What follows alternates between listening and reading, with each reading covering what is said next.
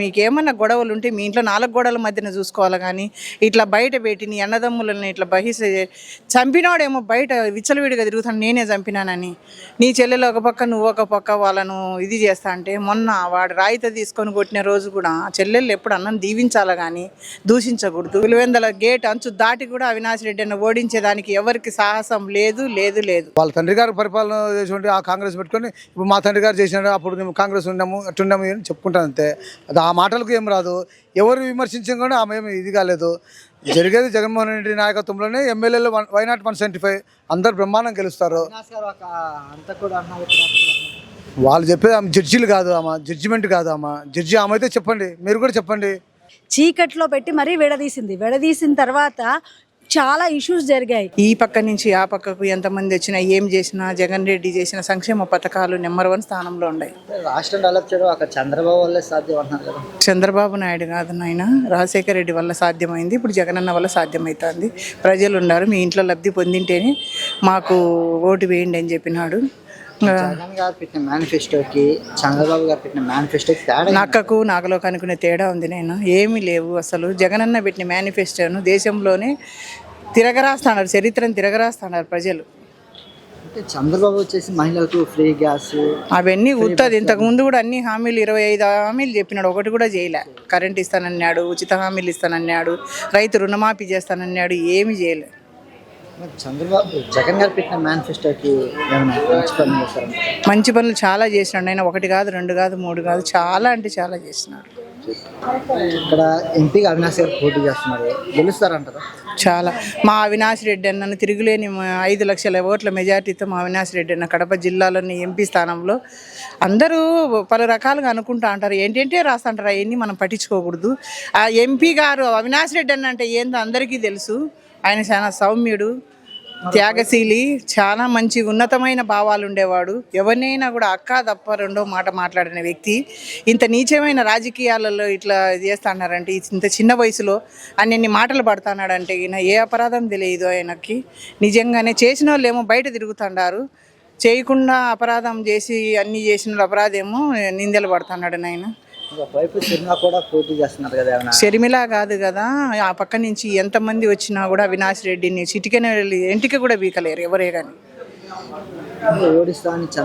ఓడించేది కాదు, ఏంది ఓడిస్తారు? ప్రజలే ఉండారు. విజయడంక మోసి 2024 175 కొడుతున్నాడు అవినాష్ రెడ్డి అన్న. పులివెందల అడ్డా అవినాష్ రెడ్డి అన్నది. పులివెందల గేట్ అంచు దాటి కూడా అవినాష్ రెడ్డి అన్న ఓడించేదానికి ఎవరికి సాహసం లేదు లేదు లేదు. అమ్మ షర్మిలారెడ్డి, నీకు ఒక విన్నపం చెప్తున్నాను, నా సిస్టర్ లాగా.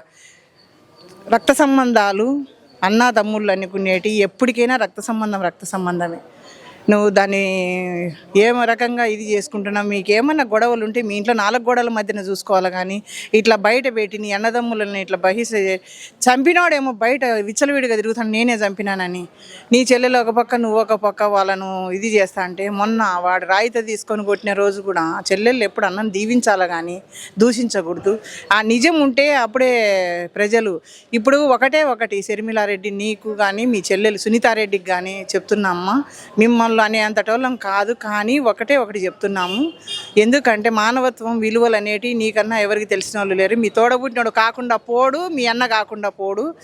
వాళ్ళ మాటలు విని నీ రక్తాన్ని అంటగట్టినారు వాళ్ళు. నీ రక్తాన్ని మీకు ఇది చెడుపు చేయాలని చూస్తున్నారు. మీ నాయన్ని ఆ రోజు ఎఫ్ఐఆర్లో చేర్చినది వాళ్ళు కాంగ్రెస్ కాదమ్మా. మీ నాయన్ను ఏం చేసింది నీకు తెలియదమ్మా చెప్పు. మీ అన్నను అనవసరంగా 17 నెలలు జైల్లో పెట్టినారని నువ్వే కదమ్మా మాకు చెప్పింది ప్రజలకు. తెలంగాణలో నువ్వే ఏమన్నా నేను ఈ బిడ్డని అని చెప్పేసి తెలంగాణలో నువ్వు బాధపడలేదమ్మా. నువ్వు న్యాయంగా ఉంటే న్యాయానికి అన్యాయానికి 2 తేడా ఉంటుందమ్మా. నువ్వు ఈ విషయాన్ని గుర్తుపెట్టుకొని సంసిద్ధంగా నువ్వు పోటీకి రా. ఎవరు అవినాష్ రెడ్డా నువ్వు అనేది ఎవరైంది ప్రజలు తీర్పిస్తారు, అంతిమ తీర్పు. చాలా మంచి చేస్తాడు నాయన. 2 సంవత్సరాలే ఉన్నింది, మనము 2.5 సంవత్సరం కరోనా కష్టకాలంలో ఉన్నాడు. ఈ 5 సంవత్సరాల అవకాశం ఇస్తే కార్మికులకు తప్పకుండా మేలు చేస్తాడని చెప్తాను. జై జగన్, జోహార్ వైఎస్ఆర్. వాళ్ళు కల్లబొల్లి మాటలు, కొంతమంది కల్లబొల్లి మాటలు, ఆ మాటలు నమ్మకూడదు. అలాంటివన్నీ వద్దు. ఫ్యాను ఇంట్లో చల్లగా ఉండాలి, సైకిల్ బయట ఉండాలి, గ్లాస్ సింకులో ఉండాలి. ఎస్. అవినాష్ గారు పోటీ చేస్తున్నారు, గెలుస్తారంటారా? బ్రహ్మాండ గెలుపు ఎప్పుడో గెలిచేసినాడు. ఇప్పుడు మెజార్టీ సినిమా కూడా పోటీ చేస్తున్నారు కదా. అయ్యా షర్మిలమ్మ ఏం షర్మిలమ్మయ్యా, షర్మిలమ్మ అంటారు ఊరికల్లా. ఆమె ఎవరు షర్మిలమ్మ? ఆమె ఒక వైఎస్ఆర్ కాంగ్రెస్ పార్టీ రాజశేఖర బిడ్డ అని చెప్పుకోవాల్సింది తప్ప ఆమెకి ఏముంది? ఆమె ఏం లేదు. వాళ్ళ తండ్రి గారు పరిపాలన చేసి ఆ కాంగ్రెస్ పెట్టుకొని ఇప్పుడు మా తండ్రి గారు చేసినాడు, అప్పుడు మేము కాంగ్రెస్ ఉన్నాము అట్టున్నాము అని చెప్పుకుంటాను అంతే. అది ఆ మాటలకు ఏం రాదు. ఎవరు విమర్శించడం కూడా ఆమె ఏమి ఇది కాలేదు. జరిగేది జగన్మోహన్ రెడ్డి నాయకత్వంలోనే. ఎమ్మెల్యేలు వైనాట్ 175 అందరు బ్రహ్మాండం గెలుస్తారు. అవినాష్ గారు ఒక హంతకుడు అన్నారు.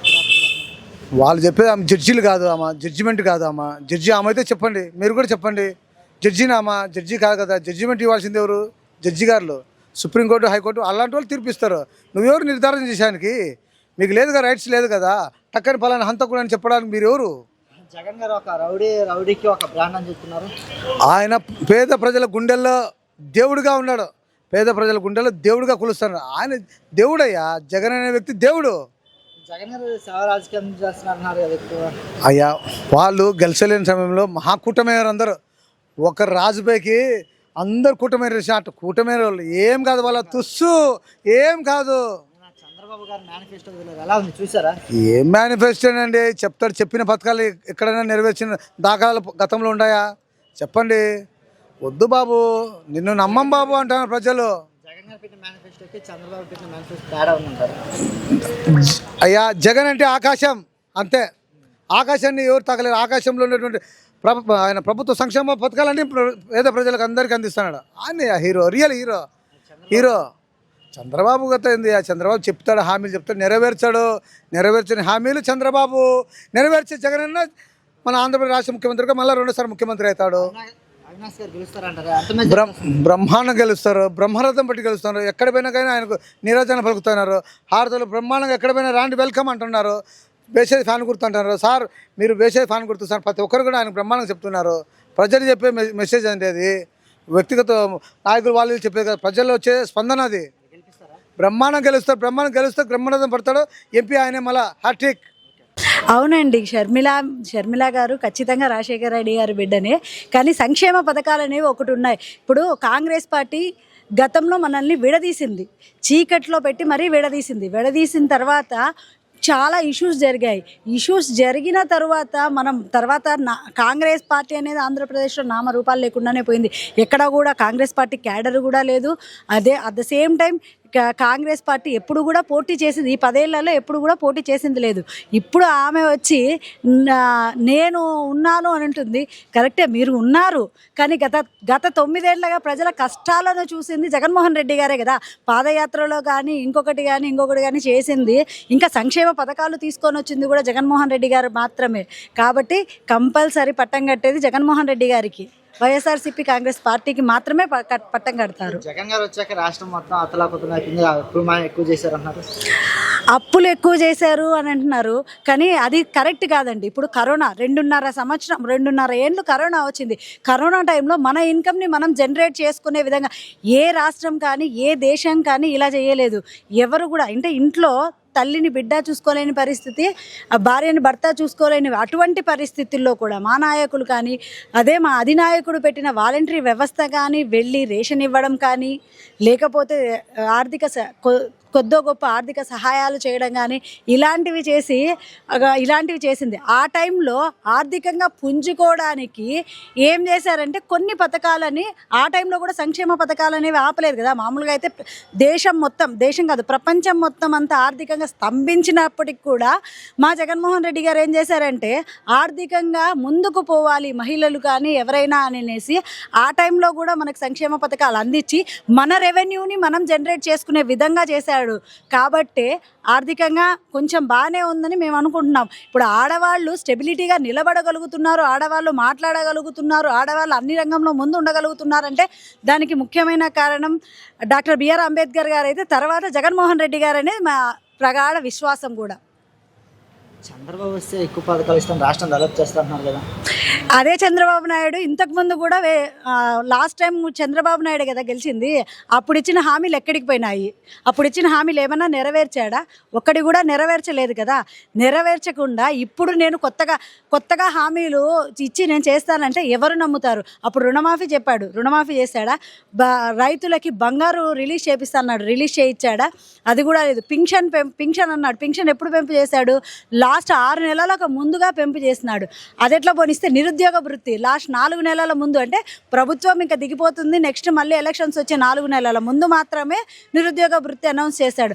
అంతేకాకుండా జన్మభూమి కమిటీలని చెప్పేసి వాళ్ళని డెవలప్ చేసుకున్నాడు, కానీ ప్రజలు ఎక్కడా డెవలప్ చేయలేదు. అదే జగన్మోహన్ రెడ్డి గారు ఒకసారి చూడండి, ఆయన ఎక్కే ముందు చెప్పాడు, ఎక్కేదాకానే రాజకీయాలు చేస్తాం, కులం చూడం, మతం చూడం, ప్రాంతం చూడం, పార్టీ చూడం, ఏమీ చూడము అని అన్నారు. సేమ్ అదే విధంగా ప్రతిపక్షాలకు కూడా, అంటే వాళ్ళ ఏదైతే చెప్పారో టీడీపీ వాళ్ళకి కూడా మన ఆయన పెట్టే సంక్షేమ పథకాలు వెళ్ళాయి అంటే అది ఒక జగన్మోహన్ రెడ్డి గారి ఘనత మాత్రమే.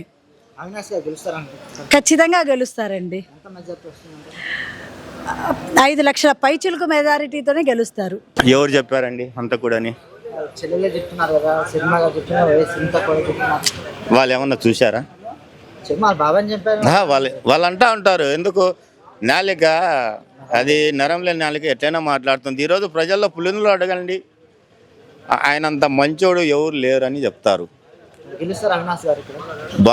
భారీ మెజారిటీతో అందుబాటులో అవినాష్ రెడ్డి. ఈరోజు నీ స్వార్థం కోసం తెలంగాణలో ఒక పార్టీ పెట్టి ఈరోజు రాజశేఖరి అభిమానులకు కొంప ముంచి వాళ్ళకు రోడ్డు పాలు చేసి కడపకు మళ్ళా ఏపీకి వచ్చావు.